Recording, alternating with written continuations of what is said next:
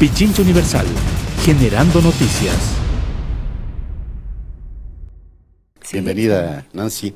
Ella es decana de Ciencias Económicas de la Universidad Central del Ecuador. Ya está en los estudios de Pichincha Universal. Con la última colocación de bonos por 2.000 millones, 600 millones a 5 años y 1.400 millones a 10 años del martes pasado, el gobierno de Lenín Moreno se ha endeudado a través de bonos en 11.625 millones de dólares. Tome nota de esta cifra. En bonos, 11.625 millones de dólares. Esto en apenas 2 años de gestión. De ellos, 10.500 millones han ido a cubrir el déficit, y 1.125 millones para la recompra de bonos del 2020. La operación de la nueva deuda por 2.000 millones de dólares consiste en la colocación de bonos soberanos en los mercados internacionales por 2.000 millones de dólares a 5 y 10 años de plazo. Los primeros 600 millones tienen vencimiento en el 2025 con una tasa de interés del 7.87 y los restantes 1.400 millones vencen en el 2030 con una tasa del 9.5, oneroso, bastante oneroso para el país. Economista, bienvenida. ¿A dónde va a parar esa plata? Es la gran pregunta que nos estamos haciendo los ecuatorianos. Muchos dicen que esa plata ha ido al pago de la deuda, y lo mismo, y la pregunta global sería también, ¿a dónde fueron a parar los recursos que dieron o desembolsaron los organismos multilaterales, caso FMI, Banco Mundial? Bienvenida, ¿cómo está? Muchas gracias, buenos días. Bueno, nosotros hemos firmado un convenio, un contrato con el FMI, ¿no es cierto? Y el FMI nos ha puesto ciertos requerimientos, como bajar la deuda. Ajá. La recompra que hizo recientemente el gobierno, en cierta forma, logra aplazar más la deuda, simplemente, porque el país se vería muy complicado, pues en marzo del 2020 tenía que ya pagar algunos bonos. Usted sabe que desde el 2014 viene aplicándose este instrumento de la emisión de bonos y realmente lo que se ha logrado con esto es posponer, digamos, la deuda en cierta forma y como se consiguió, digamos así, un mejor precio, porque es un mercado, ¿no es cierto? Ajá. Entonces se logra, lo que decía el ministro, rebajar en cierta forma la deuda. En junio justamente se logró rebajar los 50 millones de la deuda. Ahora, ¿a dónde han ido a parar estos recursos? Pues es una buena difícil pregunta. Saberlo. Sí, es una muy buena pregunta. Realmente nosotros vemos que los proyectos sociales no han ido a parar porque observamos que la salud está complicada, ¿no es cierto? Ahora mismo, hace poco, teníamos la huelga de los internos justamente de las universidades, donde reclamaban porque la ministra pensaba bajarles sus salarios. Tampoco se había actualizado los cuadros de medicinas, etcétera. Es decir, que a la salud definitivamente no han ido.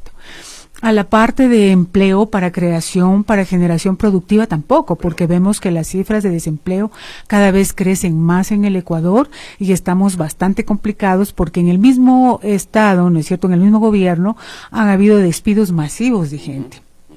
Entonces prácticamente tampoco ha ido a eso. Sector vivienda, que es lo que más argumenta el gobierno. Exactamente, o sea, el plan vivienda, ¿no es cierto?, que dice el gobierno, se ven ya algunos planes y que ya se están consolidando, pero tampoco vemos, exactamente, pero tampoco vemos logros específicos, ya no se han entregado todavía casas, etcétera, etcétera. Entonces tampoco es que, digamos, la gente del Ecuador tiene un mejor bienestar por la deuda. Sin embargo, digamos, la herencia que nos dejaron es bastante fuerte del gobierno anterior. En el gobierno justamente de Correa hubo más de 6.000 millones también de deuda en bonos. Así es. E inclusive caemos en default, es decir, que no pagamos un tiempo. Entonces esto agrava la situación y aumentó el riesgo país. Ahora, digamos, disminuyó 72 puntos en septiembre para el Ecuador de riesgo país y eso nos puso en una mejor situación para hacer la recompra de bonos, digamos así. Pero si vemos efectivamente, la deuda interna también es muy alta, ¿no es cierto? Y sin embargo, digamos, no se ha logrado pagar tampoco, aunque se ha mantenido estable, digamos, del 2018 al 2019 no ha aumentado mucho, no ha incrementado mucho. Ahora, el presupuesto general del Estado, según el Ministerio de Finanzas, dice que los recursos que se están adquiriendo a través de bonos y de deuda externa van a financiar las Sí, necesidades programadas, dice él, para este año en el presupuesto del Estado y van a constituir, dice, recursos de libre disponibilidad para el financiamiento de programas y proyectos de inversión. Cuando hablamos de proyectos de inversión, debería referirse a nueva obra social. Así es. Pero no se ve, y entonces esta declaración como que cae en contradicción, de acuerdo a su análisis. Claro, lo que pasa es que, digamos, con la recompra de la deuda y el aplazamiento de la deuda, por lo menos el déficit fiscal, digamos, o el presupuesto del nuevo año, del 2020, en cierta forma, con mucho sacrificio, está cubierto. Ya. Pero, digamos, si no se hubiera logrado esta recompra o esta reemisión de bonos, ¿no es cierto?, hubiera sido complicado para el Ecuador porque ni siquiera el presupuesto del Estado lo hubiera podido cubrir. Es decir, ni siquiera para el gasto corriente, es decir, cobertura de sueldos y todo Exactamente. eso, ¿no? Que también se destina esta deuda. Exactamente, Ajá. sí, la libre disponibilidad quiere decir que no está sujeto, ¿no es cierto?, específicamente a ciertos proyectos, y tampoco atado, digamos, a hacer ciertas cosas que el gobierno se vería obligado. Ya. Entonces, la libre disponibilidad quiere decir que el gobierno puede invertir en proyectos de infraestructura, proyectos sociales, proyectos de diferente índole. Ya. El nuevo presupuesto del Estado está está discutiéndose, está aprobándose, ¿no es cierto? No sabemos en sí, digamos, cuáles son los destinos, pero la mayor parte siempre ha sido para sueldos y salarios, ¿no es cierto? Es decir, para la burocracia, sí, para nosotros también los maestros, para los militares, para salud, etcétera. Entonces, realmente, yo veo que le queda poco margen al gobierno para hacer inversiones. Y ahora están reservando, digamos, para hacer inversiones más en el sector vivienda por las promesas que hizo en campaña. Ya se les va agotando el tiempo. Exactamente, exactamente, aunque ya se les está agotando el tiempo, pero sin embargo su perspectiva es tratar de cumplir al menos con esa promesa de campaña. Una parte al menos. Exactamente, una parte. Ahora, el déficit fiscal, que ha sido el punto, si se quiere, neurálgico al que ha pretendido atacar el Ministerio de Finanzas y el Gobierno Nacional, ¿ha logrado su meta? ¿Con las políticas económicas han logrado esa meta de cubrir el déficit fiscal, el hueco fiscal que se lo llama, o no? No lo han logrado. No, no lo han logrado. O sea, realmente en las... se pone complicada la cosa. Claro, claro que sí. Eso le complica al gobierno, lo han logrado cubrir totalmente el déficit fiscal. Nosotros vemos que en el sector público hay muchos problemas, o sea, inclusive cuando ya llegue el día que tienen que desembolsar para los salarios, nosotros vemos que diciembre. están en apuros. Exactamente, y viene el 13º, etcétera. Entonces, realmente el gobierno está complicado. O sea, realmente estamos viviendo una situación recesiva en el Ecuador. Recordemos nosotros que la inflación prácticamente disminuye muy poco, pero disminuye. Eso significa que el consumo, exactamente, en deflación, pero eso significa que el consumo está deprimido. Y si el consumo está deprimido, no hay una reactivación económica, ¿no es cierto?, para los sectores productivos, y eso significa, ¿no es cierto?, que cada vez estamos deteriorando más la economía. No hay demanda agregada, llaman los economistas, ¿no? Así es, así es. Expliquémosle a la ciudadanía qué implica eso. Ya. Sí, o sea, lo que pasa es que de acuerdo al modelo que se intentó impulsar desde el gobierno de Correa, era motivar justamente la demanda, ¿no es cierto?, para que se reactive el sector productivo. Exacto. Digamos que eso es importante. Eso es muy importante porque ahora que está deprimido, ¿no es cierto?, que la gente no tiene dinero para comprar, pues ¿a quién vendemos?, ¿no es cierto?, como sector productivo. Entonces ahí es un gran problema para el sector productivo que está tratando de recuperarse, pero que también intenta, ¿no es cierto?, a través del gobierno exonerarse de ciertos impuestos, etcétera, que tampoco viene al caso, porque todos los ecuatorianos tenemos que poner el hombro para sostener esta economía. Los que más tienen no ponen. Siempre son prebendistas, un sector empresarial prebendista, mientras nosotros pagamos la crisis, el resultado de la recesión en este momento. Claro, la primera medida, si usted lo recuerda, de este gobierno fue justamente la remisión de intereses y fue una, digamos, una cantidad considerable, ¿no es cierto?, que perdonó exactamente el gobierno, y por esa razón, ¿no es cierto?, nosotros cada vez tenemos menos recursos. Entonces, si bien es cierto que hay que motivar el sector productivo, pero también pensemos en que nuestro sector productivo industrial, sobre todo, no es tan eficiente y que el Ecuador debería también poner sus ojos, ¿no es cierto?, en el sector agrícola, que es, digamos, la potencialidad que siempre ha contribuido al Ecuador, digamos, tras bastidores y desde hace muchos años, ¿no es cierto? Desde la década de los 50 el sector agrícola ha sido un sector importante para la economía. Ahora, reactivar el aparato productivo, poner en marcha o desarrollar el sector agrícola ha sido una meta de toda la vida. Nunca se ha dado pasos específicos. Cuando se pretendió cambiar la matriz productiva, solo fue un discurso y resultó ser una entelequia en la práctica.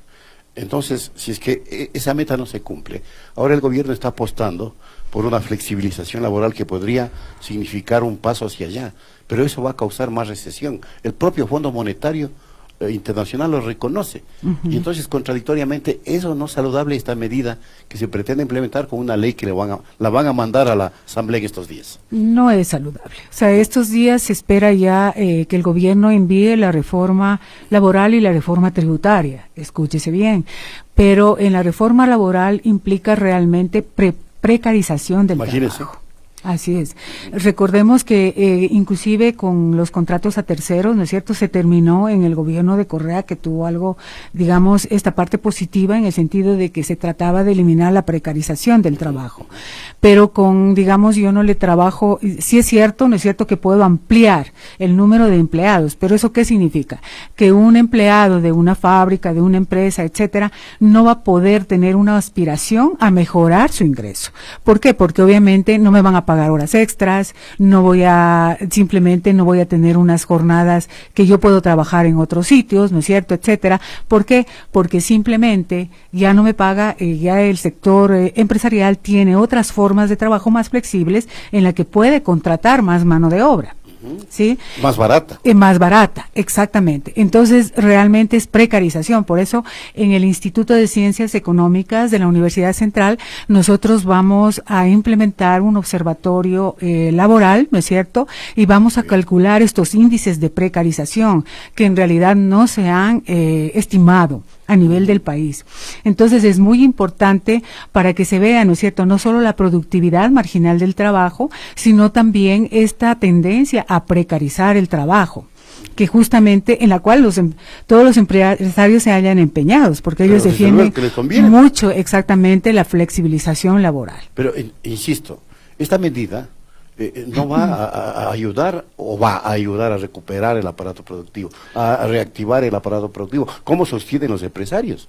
Ellos dicen que con estas medidas es posible porque se abaratan costos en el pago de emolumentos a los trabajadores. Bueno, yo podría un poco en tela de duda eso, porque realmente el costo del sector productivo no solo es mano de obra, sino de muchos otros insumos, materia prima, etcétera, y también la eficiencia dentro de su sector productivo. Entonces, si ellos están desperdiciando mucho, la compensación a través de la flexibilización laboral no va a ser significativa para reactivar el sector productivo. O sea, sí es cierto, ¿no es cierto?, que uno de los costos es la mano de obra, y ese es una composición, digamos, es un costo directo de los bienes e insumos, pero prácticamente los empresarios siempre han traspasado el costo de todos sus insumos, inclusive de impuestos, al consumidor. Esa ha sido la historia toda la vida. Ahora, los empresarios están pidiendo más ventajas o más prebendas desde mi punto de vista. Rebaja de, por ejemplo, de pagos de impuestos en el impuesto a la renta. Así es. Versus un incremento de un impuesto indirecto como es el IVA, el impuesto al valor agregado, que se presume subiría al 15 o 16%. ¿En qué impacta eso? La elevación del IVA es una medida sumamente recesiva, ¿sí?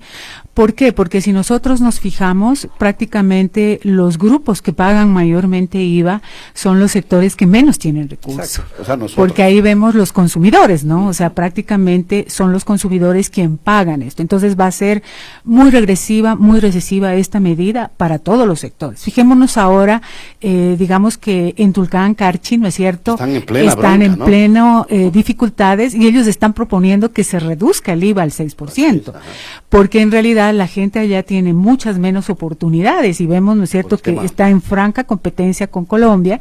Entonces, imagínense que el Estado esté pensando en subir el IVA. O sea, va a ser totalmente recesiva. Ahí sí vamos a tener una deflación mayor, el consumo va a disminuir significativamente y ahí qué sector productivo se va a reactivar con claro, esta medida. Y se va a incentivar el contrabando de países vecinos, porque evidentemente acá las cosas se van a tornar mucho más caras, ¿no? Así es, así es. Y ahora muchas cosas nosotros encontramos más baratos en Colombia y Perú y prácticamente hemos visto el éxodo de gente en vacaciones, en periodos de feriado, etcétera, que va a hacer sus compras, ¿no? A Colombia. Entonces no se diga, digamos, cuando aumente el IVA. O sea, a pesar de que en Colombia el IVA es el 16%. El 19 está ahí, el 19%. Es el 19%. Sí. Pero pese a todo, el peso se acabó de devaluar.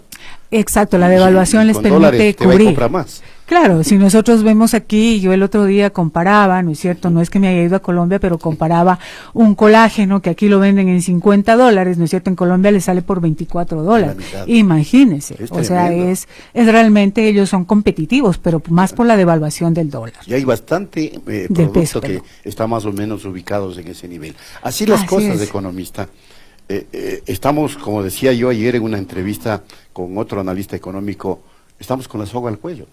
Porque nos va a tocar a nivel gobierno, porque a nosotros solo pagamos las consecuencias, asumir y aprobar las exigencias del Fondo Monetario, ¿no? Para que sigan fluyendo los recursos, porque lo acaba de decir Alejandro Werner, quien es representante del Departamento del Hemisferio Occidental del Fondo Monetario. Es decir, tienen que cumplirse los condicionamientos para que sigan fluyendo recursos y así el Ecuador no pueda emitir más bonos, dice, ni siquiera hasta el 2023, en los próximos 3 años. Así es, fue justamente la recompra de bonos, fue un puntal para cumplir un requisito del Fondo Monetario que era bajar al 40% la deuda. Así mismo es. Entonces, claro, si el Ecuador quiere que el Fondo Monetario le siga dando los recursos, tiene que cumplir los requisitos. Ahora nosotros sabemos a qué costo, ¿no? Porque recuerde usted que hace mucho tiempo, hace una década prácticamente, ¿no es cierto?, teníamos nosotros la misma política, ¿sí? Igual. Prácticamente después de 15 años se volvió al Fondo Monetario y obviamente esto para el Ecuador tiene un costo social bastante fuerte. Usted como catedrática, como analista, como profesional en la economía, ¿recuerda usted y recuerda en la historia que alguna vez haya dado resultado un recetario del Fondo Monetario Nacional en el país y peor aún ni a nivel internacional? ¿Nos puede dibujar, digamos, esa escena histórica? No, prácticamente, digamos, todas las políticas neoliberales, ¿no es cierto?, en cierta forma se han ido acumulando las consecuencias y hacen que el país se encuentre en esta situación actual. Para ninguno de los países ha dado resultado las políticas del fondo, en ninguna parte del mundo, porque ha implicado altos costos sociales y además de altos costos sociales no se ha logrado salir de la deuda. Y esta es ya la quinta vez que tenemos una carta de intención con el FMI en el Ecuador. Así es, así Imagínese es. Usted. Y nosotros vemos, digamos que no, claro, persistimos, pero es porque el crédito también es barato. Ya. O sea, en relación, por ejemplo, barato con para China. ¿Beneficio de quiénes? Exactamente, o sea, si nosotros comparamos barato en el términos de financieros, ¿no es cierto? Claro, en el sentido de que su tasa de interés es del 3%. Pero obviamente, ¿no es cierto?, no hemos logrado mucho. O sea, imagínese que siempre el Fondo Monetario Internacional se entrelaza con el BID, con el Banco Mundial, etcétera, etcétera. O sea, también ahí nosotros tenemos que ver cuál era la política del Banco Mundial, por ejemplo, hace mucho tiempo, que traía proyectos y obviamente ellos nos decían cómo hacer los proyectos. En cierta forma, así es el paquete, así es el proyecto y así debe ser. Entonces, es muy complicado. Los resultados han sido prácticamente negativos a nivel de toda Latinoamérica. Veamos Argentina, que está con el 95% de deuda del PIB. El Ecuador ocupa el 8º lugar en la deuda, ¿no es cierto? El 8º en cuanto a monto de deuda y el 7º en cuanto a intereses, de pago de intereses. Y riesgo país, Argentina está al segundo luego de Venezuela. Sí, es Venezuela que es un país en una crisis, pero extrema por todo, la cuestión geopolítica. Claro, a partir de la visión que se tiene, que ya ganó la otra tendencia a Macri, prácticamente para toda América Latina subió riesgo país, y especialmente para Argentina, ¿no? Porque obviamente todos los organismos internacionales y la carta de intención que tiene el FMI es de derecha, digamos así, y entre comillas el otro gobierno es de la otra tendencia. Claro.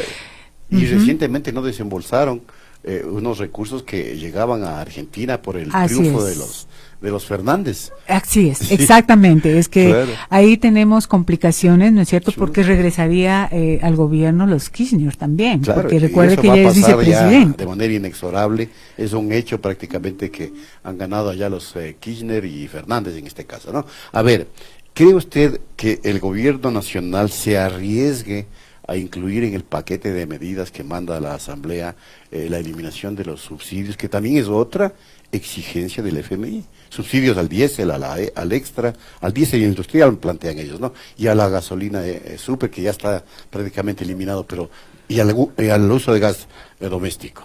¿Usted cree que se arriesgue el gobierno a mandar eso? Sería un costo social tremendo. Yo creo que va a aceptar digamos, la eliminación de los subsidios a la gasolina extra, que es lo que le falta, digamos. Claro, le falta poco. Pero al gas yo no creo que se va a arriesgar, porque es una medida Es un política detonante, bastante ¿no? fuerte, es un detonante, Sí. sí. Aunque yo pienso que en cierta forma es un costo bien fuerte para el Estado. Y realmente los que se benefician no son los pobres, precisamente, ¿no? Se podría eliminar el subsidio focalizando, ¿no? Sí, Para- yo pienso que sí. Inclusive se puede, digamos, ahora que está la nanotecnología, ¿no es cierto?, muy avanzada, se pueden poner chips de consumo y focalizar el subsidio. Es decir, hay las herramientas para Exactamente, o sea, dirigir inclusive en la eso. gasolina mismo. O sea, en la Ajá. gasolina se puede poner un chip de acuerdo al consumo. Si usted consume tanto, hasta ahí tiene subsidio. De lo contrario, no se elimina el subsidio. Una buena alternativa. Igualmente en el gas, ¿no? A quienes realmente consumen, digamos, y que son pobres, que se beneficien, ¿no? Ujú. Otra cosa más, ¿el gobierno nacional estaría arriesgando, yo no lo creo, pero le pregunto de todas maneras, enviar en este paquete de reformas el incremento de los años para la jubilación? Es muy probable. O subir las aportaciones. ¿Cree usted que se arriesga semejante barbaridad? O sea, es muy probable que cambie la edad de jubilación. Sí, porque... Eso sería peor que, claro, es lo mismo, o sea, peor que prácticamente... eliminar el subsidio al gas. Así es, pero lo que pasa es que el IES también está quebrado. Tiene una deuda muy fuerte del Estado, ¿no es cierto? Y prácticamente si usted pregunta a cualquier persona sobre los servicios del IES, dejan mucho que desear. En salud, ¿no es cierto? Y ahora, bueno, están tratando de reactivar la parte de crediticia con los créditos hipotecarios, los créditos quirografarios, etcétera. Pero recuerde también que el Estado, o digamos, ya se dispuso que devuelvan los fondos a los diferentes fondos de cesantía, ¿no es cierto? Entonces, ahí se queda con menos recursos. Entonces, realmente el IES está pasando por una situación bastante compleja, ¿no es cierto? Pero- y si es que no se toman medidas, realmente puede ser tremendo para el IES. Pero recién nomás, el BIES señaló que, dado la existencia de excedentes en el IES, se está incrementando esta política de fondo de préstamos hipotecarios. Así es. Porque había un excedente. ¿Cómo es que está el IES quebrado y tiene excedentes? ¿Cómo se explica esa suerte de contradicción? Lo que pasa es que el IES, digamos, tiene ciertos ingresos, digamos así, que son la parte de aportaciones de todos los sectores, pero también tiene costos. Y los costos, por ejemplo, en programas de salud y en programas de vivienda que tiene el IES, se han disminuido considerablemente. Y lo que están tratando de hacer es de reactivar a través de la emisión de créditos. Pero realmente no es una medida, porque lo que debería hacer el IES es invertir. Recuerde usted que, por ejemplo, una de las inversiones significativas que tenía el IES era el Hotel Quito. Claro, y ya lo vendió. lo vendieron a precio de gallina muerta, en realidad fue tremendo. Y ahí tiene una gran pérdida el IES. Entonces debería haber inversiones, ¿no es cierto?, que le permitan una mayor productividad, un mayor rendimiento. ¿Sí? Porque los créditos están a baja tasa de interés, es una medida de cierta forma política, ¿no? Porque sí, yo les presto, pero la tasa de interés es baja, es la más baja, obviamente, Ajá, del así es. mercado, que eso permite, ¿no es cierto?, que tenga aceptabilidad el gobierno y el IES, pero no es todo eso, ¿no es cierto? Yo tengo que mirar todas las aristas que tiene el IES. Sin duda. Consecuentemente, habrá que esperar qué es lo que trae en suma la nueva ley que se envía al Parlamento ecuatoriano, porque allí también, en términos de lo que sería una estrategia política, y con esto terminaríamos la entrevista, la economía está vinculada a la política, sin duda. Por supuesto. ¿Usted cree que la ley en la Asamblea va a ser discutida, analizada, reformada, aprobada o rechazada, o la harán pasar por el Ministerio de la Ley en medio de un fortísimo debate en donde ya jugarán los intereses y cálculos políticos para el 2021. Es así, bueno, ahora se ve, ¿no es cierto?, que ya están los cálculos políticos prácticamente en la palestra con relación a las diferentes medidas. Entonces yo creo que van a ser tiempo analizando las medidas y a la final va a pasar por el Ministerio de la Ley. Qué tremendo eso. Realmente es tremendo. Nosotros como universidad y como instituto de investigaciones estamos haciendo análisis importantes y yo les recomiendo nuestra página web del blog del análisis de coyuntura que sale cada semana. Por ejemplo, ahora tenemos un análisis bien interesante justamente sobre la reforma tributaria. Correcto. Y la próxima semana vamos a hacer un análisis sobre la emisión de bonos también y algunos. Este es coyunturicip.wordpress, ¿no? En la página web. Sí, exacto, porque es el Instituto de Investigaciones Económicas, donde tenemos análisis muy interesantes que están al alcance de todos los medios y del sector público en general, ¿no es cierto?, tratando de tener una visión totalmente imparcial y obviamente sin ningún cálculo político, como objetivo dice usted. En este caso. Le agradezco mucho, economista, por haber Con todo venido. gusto, a sus órdenes. Un interesantísimo Muchas y gracias. esclarecedor diálogo con Nancy Medina, decana de Ciencias Económicas de la Universidad Central del Ecuador. Me preocupa esto del juego político que nos van a armar para aprobar esta ley por el Ministerio de la Ley. Me permiten la redundancia. Porque esto es engañar a la ciudadanía. Y lo más grave es huir de la responsabilidad política y social que tiene la Asamblea. Si quieren aprobar la ley, apruébenla. Apruébenla. Responsabilícense, no se inventen argucias para que esta pase por el Ministerio de la Ley mientras nos engañan afuera los líderes políticos que aspiran a la presidencia, ¿no? Porque saldrá, ya me imagino, saldrá Nebot, saldrá Lazo, saldrá Gustavo Larrea, bueno, todos los candidatos o precandidatos a rechazar la ley, mientras discuten eso la aprueban por el Ministerio de la Ley, y eso no puede ser.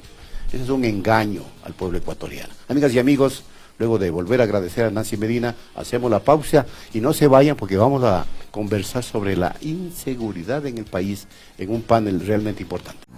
Pichincha Universal. Aquí se escuchan bien las noticias.